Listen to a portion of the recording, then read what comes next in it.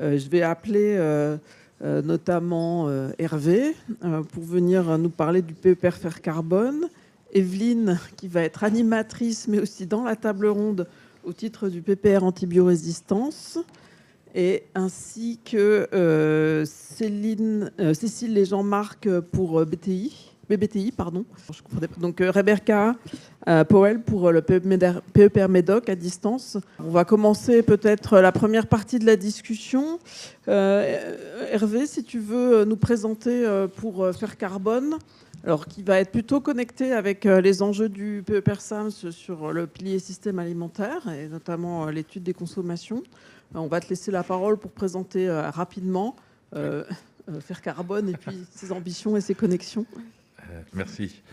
Donc, je vais vous présenter très rapidement le PEPR Faire Carbone, qui a pour objectif, comme c'est écrit sur la slide, d'étudier la contribution des écosystèmes continentaux à la réduction des émissions de gaz à effet de serre et l'absorption de CO2 atmosphérique. Donc, en gros, ça porte sur le carbone, le stockage et la réduction des émissions.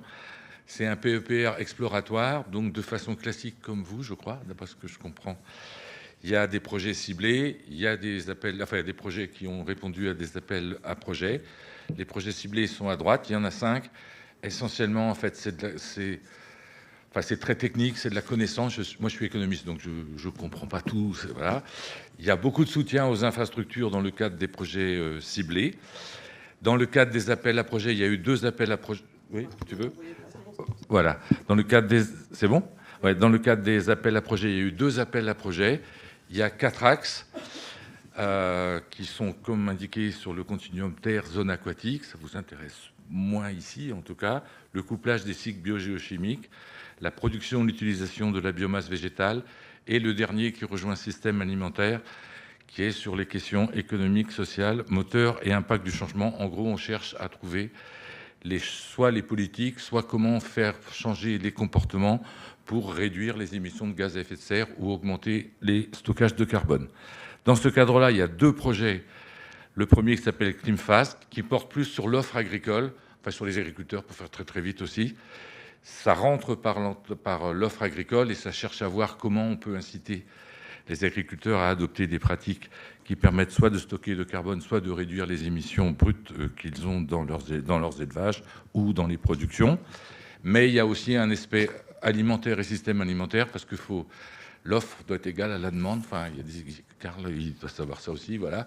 Bref, il y a les prix qui jouent pour nous beaucoup, et donc en particulier, il y a la prise en compte de la demande et des échanges, donc du commerce, import et export, et surtout par rapport au système alimentaire. Il y a un projet dont Carl d'ailleurs participe sur les changements de comportement et des préférences alimentaires pour réduire les émissions de gaz à effet de serre et augmenter les stocks de carbone. Et là, l'entrée est essentiellement par la demande, mais aussi il y a l'offre, parce que à nouveau, il faut équilibrer l'offre et la demande en tenant compte des échanges.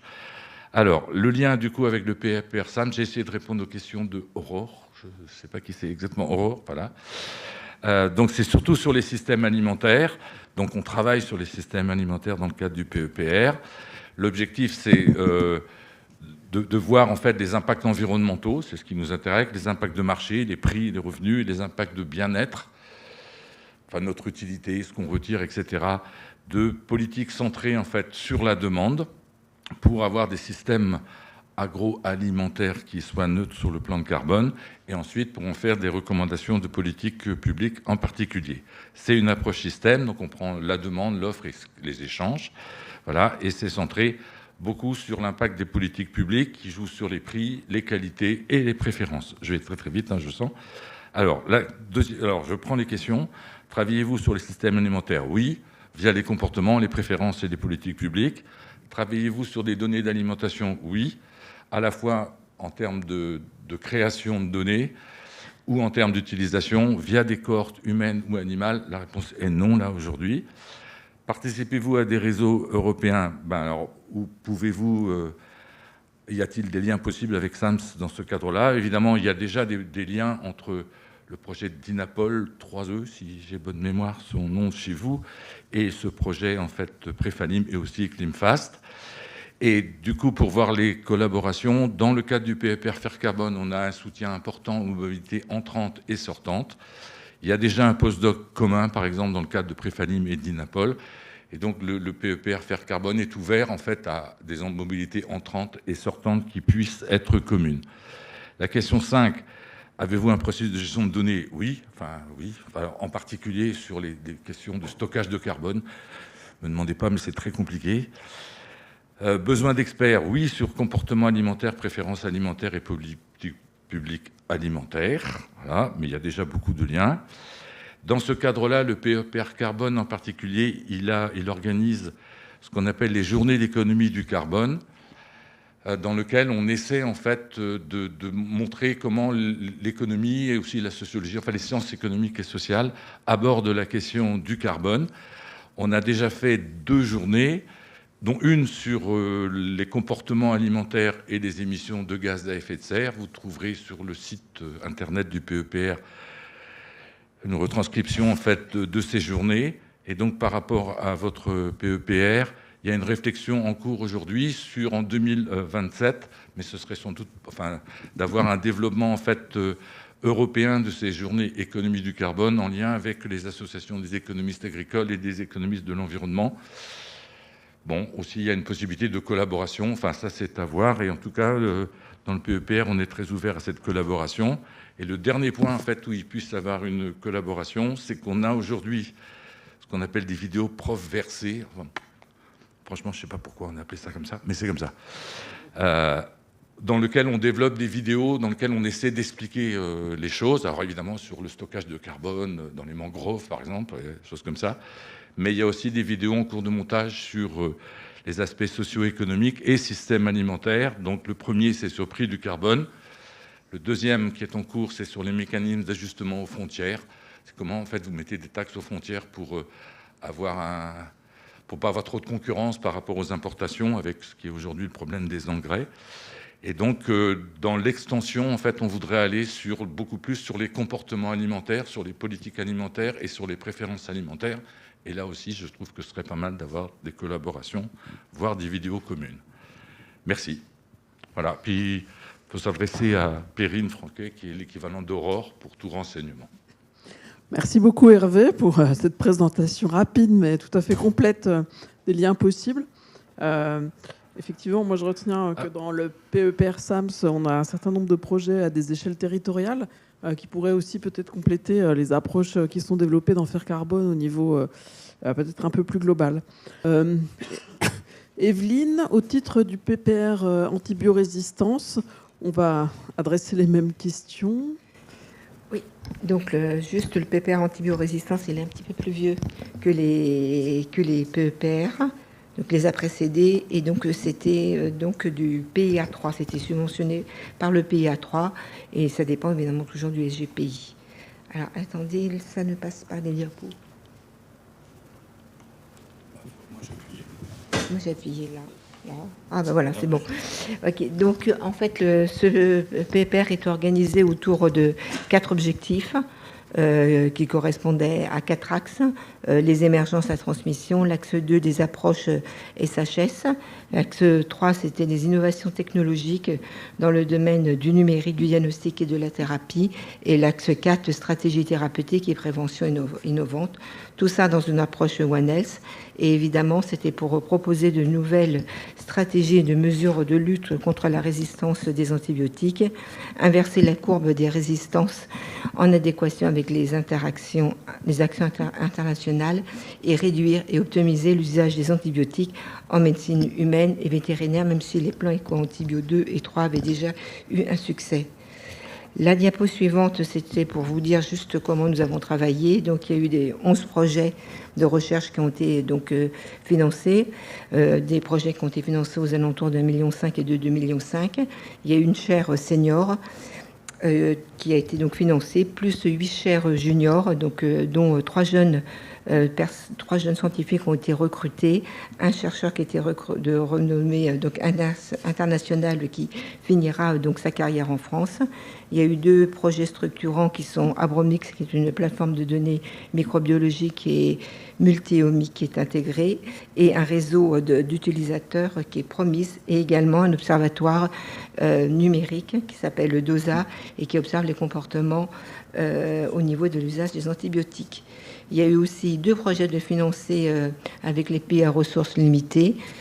Donc les pays sont cités et qui ont apporté quand même beaucoup de connaissances sur malheureusement l'incidence du portage qui est très élevée dans ces pays au niveau de multirésistance. Et puis évidemment, toutes les informations sont sur le site du PPR, et ceci grâce à Aurore, et merci Aurore une nouvelle fois. Alors très rapidement, voici les principaux, parce que les principaux résultats qui ont été obtenus, en sachant que comme il est un peu plus ancien que les PEPR, on peut déjà dresser un bilan. Alors je ne vais pas vous détailler la diapo parce que je suis déjà à 2 minutes, mais vous voyez, il y a eu beaucoup d'aspects de recherche qui ont pu être débloqués grâce finalement à l'utilisation de nouvelles techniques, et on a des propositions de nouvelles de nouvelles molécules d'antibiotiques. Il y a aussi des possibilités de contourner finalement l'émergence de résistance au niveau de bactéries, etc. On a aussi travaillé sur le facteur prévention, surveillance et santé publique, puisqu'il y a eu des financements qui ont été faits pour regarder les comportements. Et puis au niveau structure et développement, je viens de vous citer les 2 réseaux et la plateforme qui ont été montés. Donc actuellement, il n'est pas fini, puisqu'il y a un appel à projet qui n'est pas encore clos et qui va permettre de continuer donc à financer des recherches, et toujours en lien avec la feuille de route, mais aussi en lien avec la nouvelle feuille de route 2024-2034. Et là, on a essayé de coller aux objectifs de cette feuille de route sur 2024 et 2027. Et puis on espère avoir... et ça dépend encore de l'ANR, la possibilité d'ouvrir 3 nouvelles chaires. Et donc là, ce sont les activités à venir.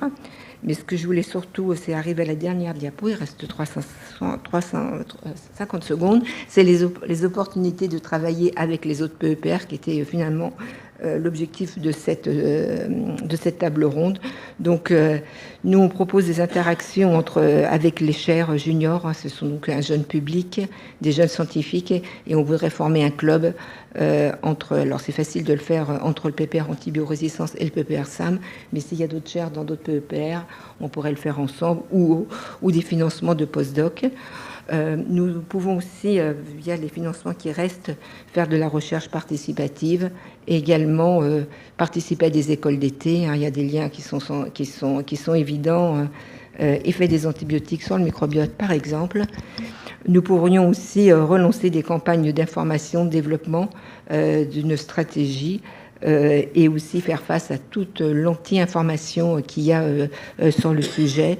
Et puis, évidemment, participer à des séminaires communs avec l'approche Une seule santé, puisque l'antibiorésistance, vous l'avez bien compris, on ne peut pas travailler en silo, on ne peut pas travailler que sur la thématique antibiorésistance et santé humaine. Il nous faut absolument travailler avec les 3 autres santé animale, santé environnementale et la santé des plantes.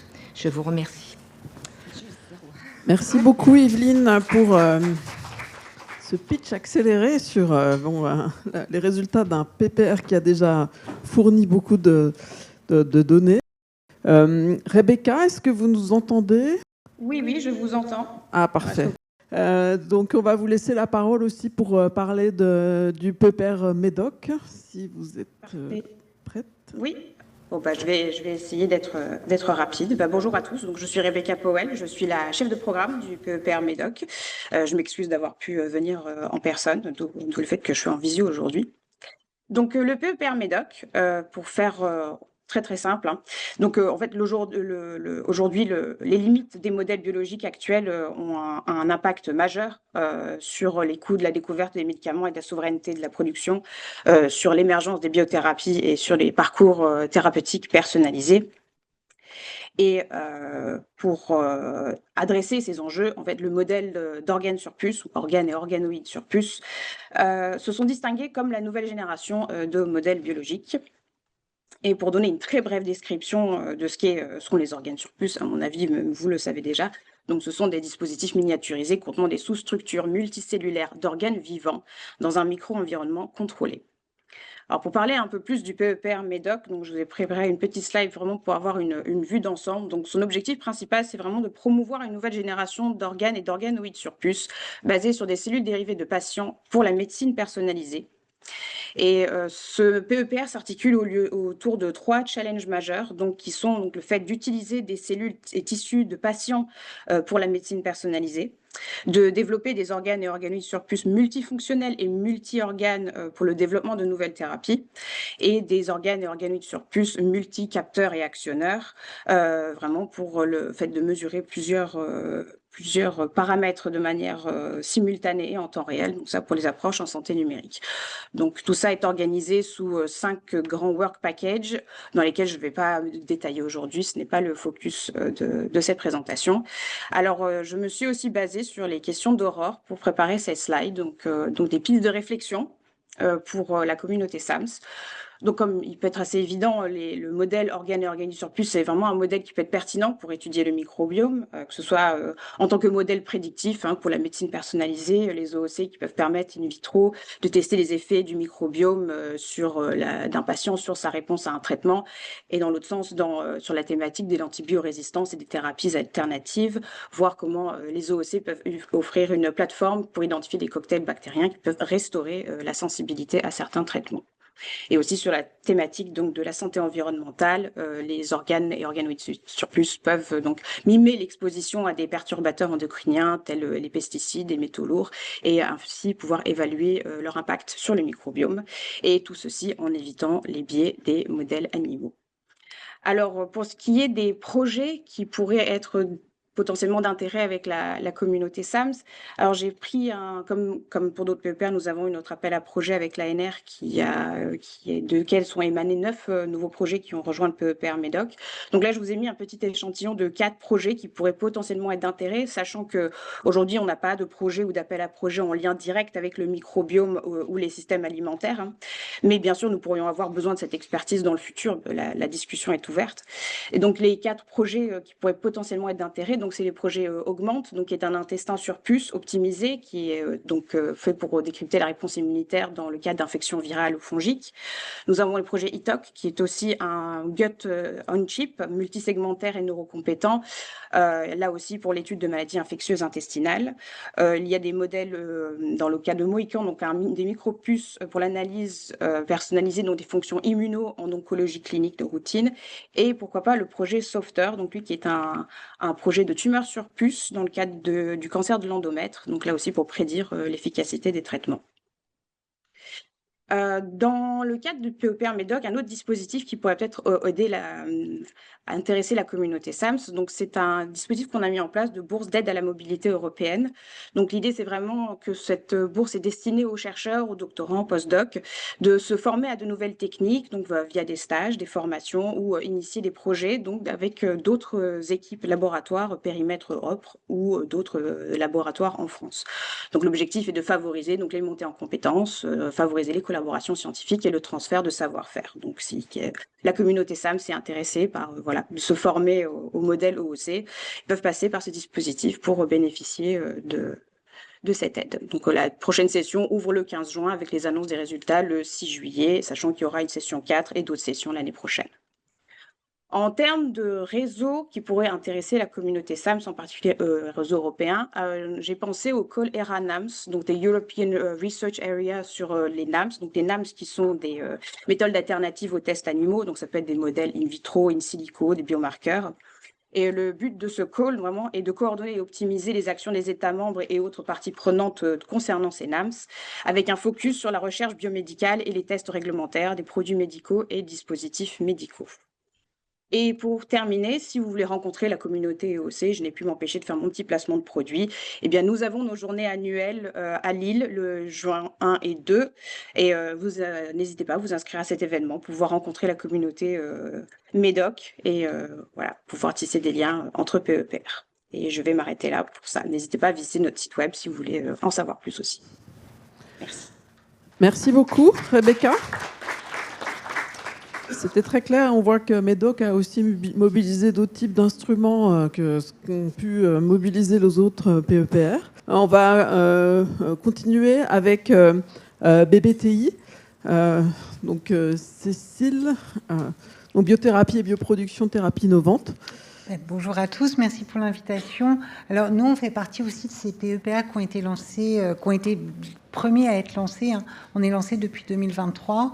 Alors juste quelques mots sur ce PEPR. On est un PEPR non pas exploratoire, mais associé à la stratégie d'innovation, même si on est sur des TRL assez bas. Et l'objectif, en fait, c'est vraiment de s'inscrire dans une stratégie qui va être beaucoup plus large et qui va aider, en fait, au développement de nouvelles biothérapies et bioproduction. Très rapidement, on est divisé autour de 4 axes. Un axe qui va plutôt être sur la thérapie cellulaire ou thérapie tissulaire, un axe sur le déploiement de nouvelles thérapies géniques, un axe sur tout ce qui va être biothérapie et bioprocédés, et un axe sur les biothérapies émergentes. Et vous voyez que par rapport à ces 4 axes, on a également 2 objectifs transverses, à la fois favoriser et permettre le développement des thérapies actuellement en cours, mais également élaborer, réfléchir et développer les futures biothérapies de demain. On a été donc on a lancé 3 appels à projets. Il y a eu 12 projets scientifiques ciblés dans un premier temps. Le deuxième appel à projet qui s'est clos l'année dernière nous a permis de financer 6 autres projets. Et il y a l'appel à projet, le dernier appel à projet qu'on a lancé, pour lequel il y a 4 projets qui viennent juste d'être sélectionnés. Par rapport en fait à la question qui était de voir les points de convergence possibles avec le PEPR SAMS, alors exactement comme pour le PEPR MEDOC, on ne va pas forcément avoir des thématiques vraiment directement associées, mais en tout cas on a essayé de regarder un petit peu les projets qui pourraient potentiellement s'associer. Il y a le projet de Bacter EV Booster, bioproduction et l'ingénierie des vésicules extracellulaires, dont Jean-Marc sera beaucoup plus compétent que moi pour en parler, puisque c'est lui qui le dirige. Et puis, il y a un deuxième projet qui s'appelle Paradigme, qui est le traitement personnalisé par des bactériophages contre des bacilles à Gram multirésistants aux antibiotiques. Moi, je voulais également mettre l'accent sur les différentes actions qu'on lance au niveau du plan de gouvernance et qui peuvent être un moyen justement de rapprocher un peu de nos communautés. Alors tout d'abord, on organise des rencontres technologiques avec France Biolide. Ça a lieu à peu près une fois tous les 2 mois et ce sont des ateliers qui vont vraiment avoir des objectifs extrêmement bien définis. À titre d'exemple d'ateliers qui ont eu lieu par le passé, on a eu un atelier autour des vaccins, un atelier autour de la thérapie cellulaire, un atelier autour de l'immunologie et des thérapies géniques. Donc, pourquoi pas imaginer un atelier peut-être en association avec le PEPR SAMS. On a également nos rencontres annuelles, mais comme tout PEPR, et on essaye également de sponsoriser en fait des événements, que ce soit nationaux ou internationaux. Donc, on essaye d'aider en fait des sociétés savantes. Alors là, par exemple, on a aidé la société savante sur les cellules souches françaises. Mais j'avoue que mes yeux commencent à être fatigués. On a également aidé en fait des initiatives autour de tout ce qui est bioréacteurs et bioproduction. On a également mis en place donc des bourses de master, des participations à des formations et des participations à participer à des summer schools et également des accès à des cours de e-learning. Voilà, donc tout ça, vous pouvez retrouver ça en fait sur notre page de PEPR, mais à nouveau, ça peut être des initiatives qui permettent peut-être d'initier plus d'interaction avec le PEPR SAMS. Et on a également des bourses pour inviter soit des experts internationaux ou alors pour aider à la mobilité internationale de jeunes chercheurs. Et on vient de lancer, c'est tout récent parce que ça date de lundi, l'accompagnement pour déposer des projets européens. Rebecca faisait référence à l'appel européen NAMS, dont la date limite est dans 15 jours, donc ça fait peut-être un peu court, mais en tout cas, s'il y a d'autres projets européens, voilà, nous, on offre 10 à 15 accompagnements, en fait, sachant que les sociétés qui aident au montage de ces projets prennent relativement cher, elles prennent généralement entre 20 et 30 000 euros par projet. Donc là, c'est clé tout en main. Donc voilà, à nouveau, n'hésitez pas à venir sur notre site internet parce que toutes ces offres, que ce soit de master ou de summer school, sont ouvertes à toute la communauté. Et s'il peut y avoir un lien avec biothérapie, bioproduction, nous, on serait ravis de pouvoir participer à ça. Et donc, je vais laisser la parole à Jean-Marc qui va justement vous présenter un des projets, en fait, qui a été l'un des premiers financés, qui a fait partie, en fait, des projets ciblés associés à notre PEPR et qui nous semblait celui qui avait le plus de liens avec le PEPR SAMS. Merci en tout cas, Jean-Marc, d'avoir accepté. Je t'en prie, merci. Oui, clairement, on va retrouver des mots-clés, puisqu'on va retrouver alimentation et microbiote. Donc, je pense qu'avec le PEPR SAMS, ça marche quand même pas mal. Donc le projet Bactérie Booster, en fait, il consiste à développer des biothérapies à base de vésicules extracellulaires bactériennes, vésicules de grammes positifs, plus précisément, et donc pour traiter l'inflammation intestinale. Et en fait, dans le cadre de ce projet, eh bien, on doit bien évidemment mettre des méthodes, des process de bioproduction qui soient reproductibles, robustes. Et puis aussi, de façon très importante, nous, on s'était mis dès le départ dans l'objectif de faire des process de bioproduction qui soient industrialisables pour pouvoir ensuite plus facilement les proposer potentiellement à des industriels. Donc les bactéries produisent à peu près toutes, je pense qu'on peut dire que toutes les bactéries produisent des vésicules extracellulaires. Elles sont impliquées dans la communication, en fait, que ce soit la communication entre elles ou la communication avec l'hôte. On va retrouver des vésicules extracellulaires produites par des bactéries bénéfiques ou par des pathogènes. Elles vont avoir vraiment, on pourrait passer des heures sur cette slide pour expliquer tous les rôles qui ont déjà été décrits des vésicules extracellulaires bactériennes. Alors nous, en fait, donc vous l'avez compris, on travaille en fait sur des bactéries bénéfiques et on va travailler sur des bactéries probiotiques et en fait, on va travailler sur deux objets de recherche. On va travailler sur un probiotique qui va être un probiotique classique, probiotique naturel, et puis on va travailler sur une autre catégorie de probiotiques qu'on appelle les live biotherapeutics ou next generation probiotics, qui sont plutôt issus du microbiote intestinal. Et l'idée, c'est vraiment de proposer les vésicules extracellulaires, pas tellement comme c'est écrit là, comme une alternative, mais plutôt comme une autre corde à l'arc des probiotiques. Véritablement, quand on a en main une bactérie probiotique, si on veut vraiment utiliser toutes ses possibilités, toutes ses capacités, eh bien, il y a bien entendu la bactérie, mais il y a aussi les produits de la bactérie, qu'on peut appeler des postbiotiques. Et dans ces postbiotiques, eh bien, on peut faire rentrer les vésicules extracellulaires. Et nous, c'est vraiment l'idée qu'on veut développer dans le projet, mais aussi dans l'équipe. Donc en fait, nos deux objets de recherche, les voilà. Donc vous avez une bactérie alimentaire, une bactérie qui est un starter en fait industriel, qui est Propionibacterium freudenreichi. Alors là, en fait, l'idée vraiment de travailler sur ces deux bactéries, c'était véritablement de dérisquer le projet. C'est-à-dire que, en fait, depuis des années, le STLO à Rennes, le laboratoire INRA de Rennes, en fait, travaille sur Propionibacterium freudenreichi en tant que probiotiques. Et puis, depuis des années, en fait, ils avaient déjà commencé à caractériser la production et les effets anti-inflammatoires des IVIS. Et puis, nous, donc, on est un laboratoire à Michaelis, où on est, entre autres, spécialiste de Faecalibacterium. Et Faecalibacterium, c'est une bactérie extrêmement abondante du microbiote intestinal, avec des propriétés anti-inflammatoires bien démontrées, mais on savait véritablement très peu sur les IVIS. Donc, c'était un challenge. Donc, qu'est-ce qu'on sait sur la production d'IVIS chez les bactéries ? Sur les grammes négatives, on va pas tellement s'y intéresser. Sur les grammes positifs, en fait, le problème, en fait, il est là, c'est de comprendre comment les IVIS des grammes positives vont faire pour traverser ce mur de peptidoglycanes. Et puis aussi, on peut avoir dans certains cas, comme le nôtre, en fait, une autre couche à l'extérieur de nos bactéries qu'on va appeler une surface layer. Donc, véritablement, le challenge de ce projet, c'est à la fois de comprendre ces mécanismes extrêmement fondamentaux de production des IVIS afin de jouer de pouvoir jouer dessus pour augmenter la production. Donc voilà, c'est une petite slide rapide. Je co-coordonne ce projet avec Amanda Silva-Brun. On est 7 partenaires, le budget, etc. Je vais passer là-dessus.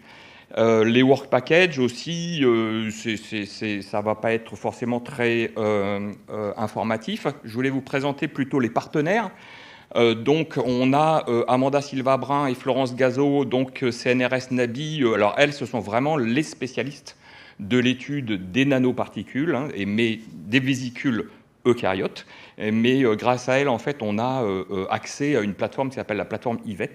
Parce que pour étudier en fait des nanoparticules, eh bien, par exemple un cytomètre qui vous permet de trier des bactéries, eh bien, avec des IVIS, ça ne marche pas. Il faut passer au niveau nano, parce qu'avec les bactéries, au niveau micro. Donc nous avons aussi Frédéric Carvalho. Alors lui, c'est un spécialiste de la douleur intestinale, parce que tout de suite, on a voulu aller aussi avec nos IVIS sur des applications plus gut-brain. Éric Guédon, donc ça va être le spécialiste au STLO de l'INRA, de Propio Freudenreichi. Michel Nunlist, là, c'est un spécialiste du système nerveux entérique et des maladies neurodégénératives, donc de nouveau le gut-brain. Clotilde Policard, c'est pour en fait la bio-ingénierie des vésicules extracellulaires. C'est une chimiste de l'école normale supérieure. Et puis Laurent Bonnet, donc lui, il est à la tête du laboratoire PAM à Dijon, et c'est un spécialiste de tout ce qui est l'industrialisation et des process industriels. Voilà, et je voulais remercier aussi les membres de l'équipe qui travaillent sur le projet. Merci à vous. Merci beaucoup Jean-Marc pour cette présentation qui montre bien aussi les liens potentiels. Et effectivement, on est bien dans le thème de ce qui nous concerne dans le PEPR SAM. Alors, pour permettre une petite discussion, donc est-ce que vous avez des questions à adresser aux représentants de ces différents PEPR ? Est-ce que ces présentations vous inspirent peut-être des modalités d'animation communes entre nos PEPR ? Si vous dites, ah oui, tiens, cet instrument, il faudrait le coupler ou travailler ensemble pour cibler, par exemple, certains appels sur nos thématiques. Voilà, vos réactions ? En fait, on a tous été pris dans chaque direction de PEPR est pris dans un agenda qui est quand même assez serré, de lancer des appels à projets et tout. Et c'est vrai que quelque part, on n'est pas forcément toujours au courant de tout ce qui est lancé, même si nos chefs de projet et tout interviennent et tout. Et c'est vrai que quelque part, il faudrait un peu plus de temps, de communication qu'on trouve pour finalement encore mieux. On nous a dit qu'il fallait faire des priorités tout à l'heure, pour faire encore et dresser des priorités. Moi, ce serait la seule remarque et tout à faire. Mais comme je dis, il y a le temps et la disponibilité d'échanges qui ne sont pas forcément... qui ont été des freins, on va dire, pour nous tous. Après, on a de la chance quand même de partager des personnes ensemble. Et donc, c'est vrai que c'est superbe d'avoir une chef de communication qui... travaille à la fois sur CEF, sur l'antibiorésistance et sur le PEPR SAM. Ça permet beaucoup d'échanges. Et je sais qu'elle est active aussi à échanger avec les autres. Donc, il y a beaucoup, mais il y a quand même un problème de temps pour qu'on dresse ensemble des priorités pour le futur. Moi, je partage entièrement. Je rajouterais quand même je pense qu'il faudrait vraiment qu'on prenne quand même ce temps. En particulier, on a des outils, on doit tous développer des outils de communication. Alors, je sais que le PEPR a fait vraiment un incroyable travail. Le PEPR Médoc a fait un incroyable travail sur des petites bandes dessinées qui diffusent. Mais je pense qu'il faudrait qu'on ait une réflexion en fait collective et qu'on essaye de s'entraider pour peut-être avoir accès plus facilement à certains de ces outils. Et l'autre chose, c'est sur la gestion de données. Donc nous, on s'est rapproché en fait du PEPR Santé Numérique pour justement essayer de voir avec eux comment on peut mieux travailler sur la gestion de données. Donc on en est à 2 réunions maintenant et on va essayer d'avancer main dans la main avec eux pour mettre des outils communs qui, on espère, pourraient servir à un plus grand nombre, en fait, le plus grand nombre d'entre nous. Merci. C'est une suggestion tout à fait utile, effectivement, en lien avec la discussion qu'on pouvait avoir également ce matin. Oui, en fait, je voulais faire une remarque justement par rapport à ça et sur la gestion des données.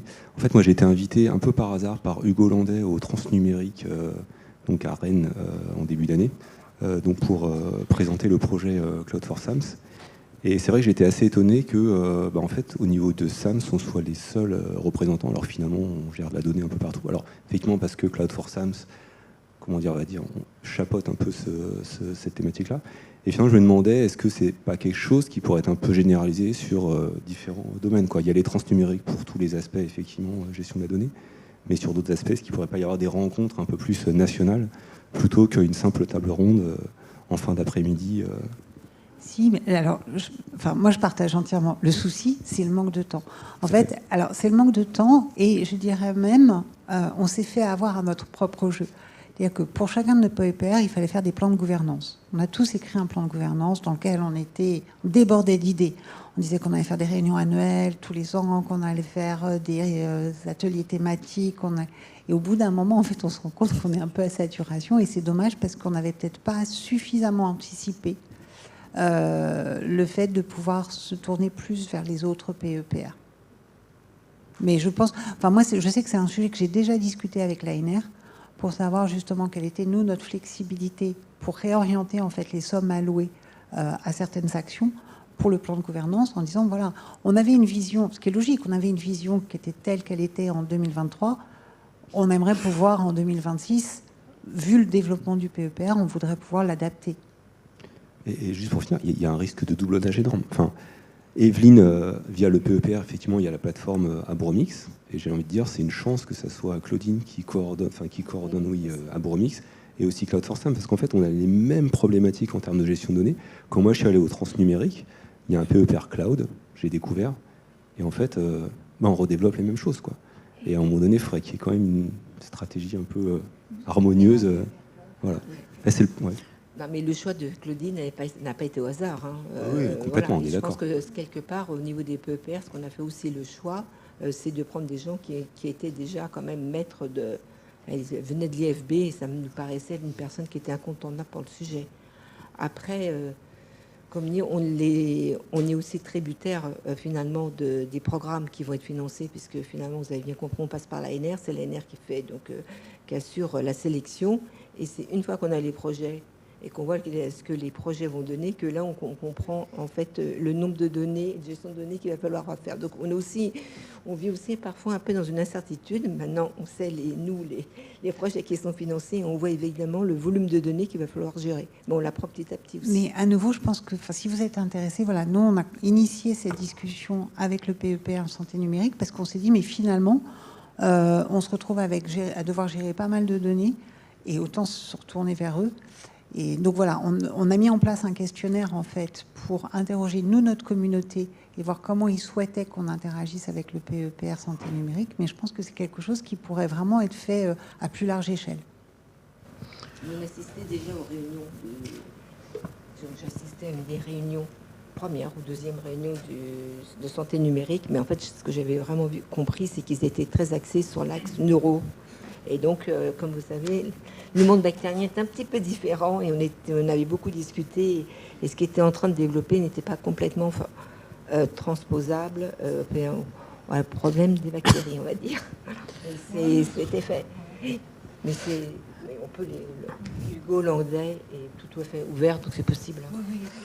Oui, Françoise, Oui. peut-être aussi. Une petite remarque peut-être. Donc effectivement, ces PEPR ont été lancés et il a fallu les construire, et il y a eu des appels à projets.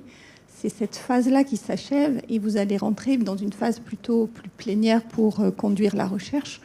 Et donc effectivement, vous avez parlé de l'ANR, mais il faut parler du SGPI, parce qu'il y a une commande effectivement au niveau de l'État directement.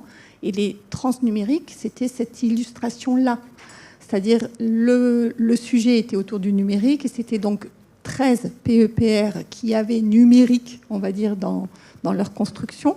Donc pour nous, INRAE, il y avait agroécologie et numérique qui étaient largement représentés. Ça a été vraiment salué. Le SGPI était là, et en introduction et à la fin.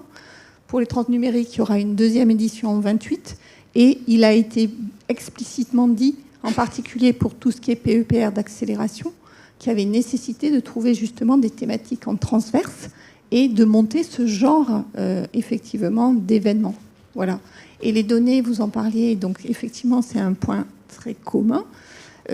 Tous les PEPR, la cinquantaine des PEPR dont vous faites partie, ont reçu en 2023 un courrier de la DGRI qui enquêtait justement sur les besoins numériques dans les PEPR, ça veut dire que vous avez en retour un interlocuteur de ce côté-là. Alors, je ne dis pas qu'il va régler tous les problèmes, mais quelque part, peut-être, ça peut fédérer certaines choses. En tout cas, pour nous, INRAE, on avait profité d'avoir 9 PEPR copilotés donc par INRAE pour essayer d'avancer un peu ensemble. Et du coup, on a eu plusieurs échanges avec eux.